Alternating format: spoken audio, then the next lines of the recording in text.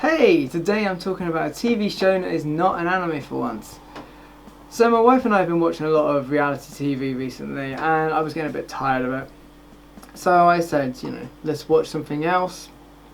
I know she's usually into comedies, sitcoms, that sort of thing. And as soon as I said, let's find another sitcom or another comedy, she knew exactly where to go. She ran over to iPlayer. Apparently she'd been recommended this show and it was called Detectorists, and she knew nothing more about it than I did. Well, now I know about it a bit more, so I'm going to fill you in. Detectorists follows Andy and Lance, two metal detectors. Detectorists, who spend much of their free time scouting the fields around the fictional town of Danebury set in the north of Essex. The first episode opens up on Lance. He's just dug up a ring pull. He identifies it as coming from a can of Tizer from 1983, explains to his friend, and he sells them on eBay, and saying, "People buy this shit." But this is where good writing and direction comes in. Take Rocky for instance. Now I would say I don't give a damn about the world of boxing, or boxing in general, but I was on the edge of my seat for most of the Rocky movies. I probably jumped out of it completely at the end of Rocky 2, and I still get a rush now when he beats Clubber Lang at the end of Rocky 3. Good writing and aesthetics, like for example music and visuals, can really highlight what the character is thinking and feeling, and make you care about their thoughts and feelings. Let's face it, the Rocky films are all about the drama that happens outside of the ring. It's brought inside of the ring for the last 10 to 20 minutes of the film as a sense of conclusion. Detectorists, on the other hand, is completely different from any other show that I've seen do this.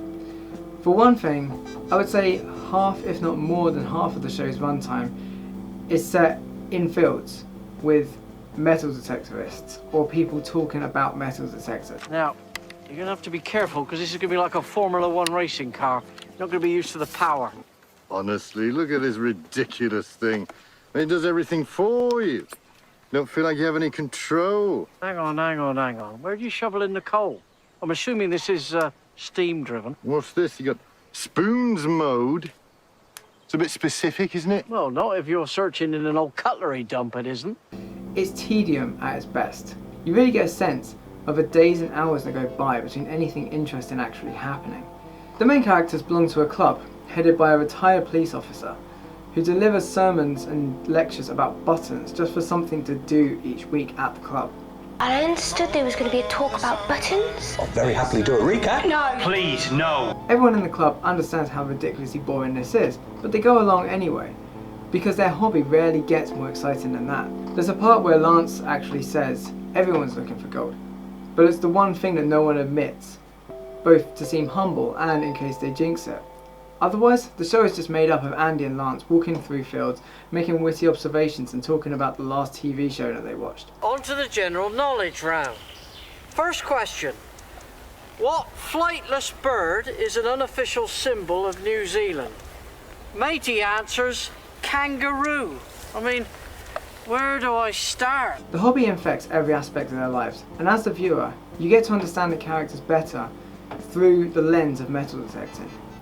To the continued dismay of everyone around them, these characters have intense focus, from staring at the ground for hours with their headphones plugged in, but are completely oblivious to everything else. For example, their relationships, or a red arrow flyby that happens just above their heads. They're meticulously organised, secretive, superstitious, nostalgic, and rooted to the land around them. Now in life, I always say that everything is political. Politics is involved in everything and everyone cares about something, so everyone has something that they care about politically. This show is clearly very well researched, from everything like detectorist technique to the relationships between detectorists, archaeologists and museums. A lot of the plot throughout the show is to do with permissions, what land they're allowed to search and dig on, and more hilariously, the petty childish squabbles that happen between rival detectorists. Yeah, but after we've chosen the field, there's an invisible force field all the way around, and you cannot enter it. What if we haven't got our detectors? It's impenetrable force field. With each tiny piece of history that's uncovered, we see increasing passion from the protagonists, and how this fares against the constant threat of land development. I'm really doing my best to keep this video as vague as possible, but it did remind me of when animals' habitats are lost and the animals themselves become more territorial towards each other. And it's this point about land development, about nostalgia, about aging, about the constant struggle between the countryside and the human impact on it, that really spoke to me. Going back to my younger days, I spent a lot of time, you know, in laybys or on farms working with horses or rambling through the various fields and coppices of Sussex. You know, I was always a bit of a country boy. One of my favourite scenes is when Andy is given the job of putting toxic weed killer down on the side of the road, and he replaces it all with water, and he replaces everyone else's with water, pretending that he's actually helping them out. Or quite late in the series, when he runs out into the road and stops traffic to rescue a hedgehog, something I've actually done on at least 2 occasions for rabbit kittens. Steve, can I find a safe home for this? What's that? Porcupine? Porcupine? Are you serious? It's a hedgehog. I thought hedgehogs were flat. The squash dead ones are flat, the live ones are spherical. All right, Richard Attenborough. It's David. Oh, I'm sorry. Been calling you Andy. It's not something that comes up in the dialogue. It's not like they say, oh, here's Andy, he's a nature lover. What we've got here are just people who spend so much time out in nature that they can do nothing but respect it. Even the main antagonists of the series, 2 rival detectivists who can be quite shady and corrupt in their practice in the metal detecting world, actually wholesomely run a bat conservation charity. Let me see your bat credentials.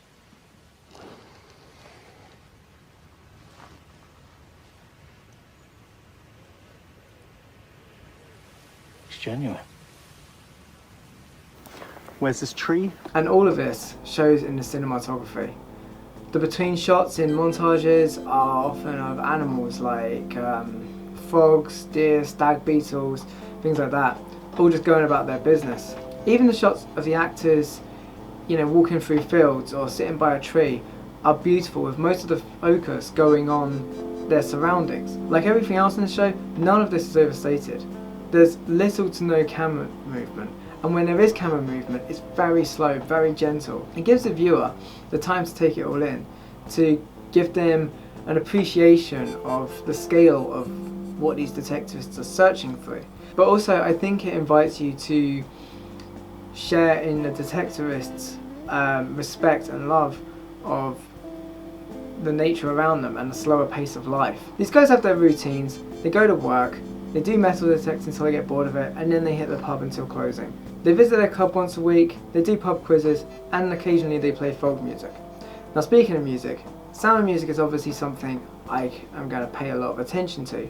It doesn't play music over people talking, and it allows for a lot of sonic space, really accentuating that split from urbanity.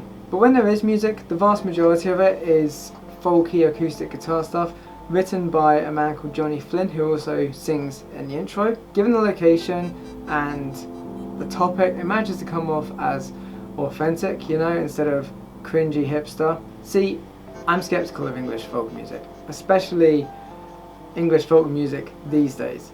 I'm sure I'm not alone in thinking this, but a lot of it to me sounds like middle class kids in baggy clothes with aspirations of a remote tent at Glastonbury. But even I can appreciate it here.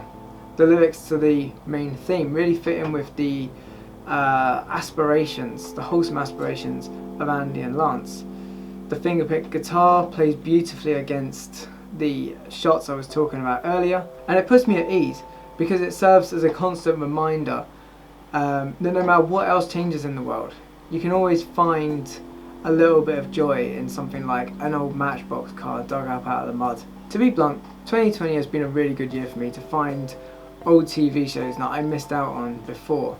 I've seen Attack on Titan through twice for the first time this year, and my daughter and I recently blitzed through Avatar, both Last Airbender and Korra. And alongside The Last Airbender and Attack on Titan, I will have to say that this is probably one of the best shows I've seen this year. It's definitely among those other two. Now, maybe Detectorists isn't as epic or as intense as those other two shows, but honestly I prefer that most of the time. This show is endearing, calming, humbling, wholesome as heck, and yet full of real human drama and issues, like balancing fear against ambition, the search for belonging and family, and knowing how much to wager on a risk. This show actually wrapped up really nicely, but I still feel like I miss it. I'll definitely watch it again, and knowing what iPlayer is like, BBC iPlayer, they'll take it down in 5 minutes. I won't even think twice about buying it on DVD. I'll happily pay for the box set. So yeah, that's Detectorists. I really recommend it as a slower paced sitcom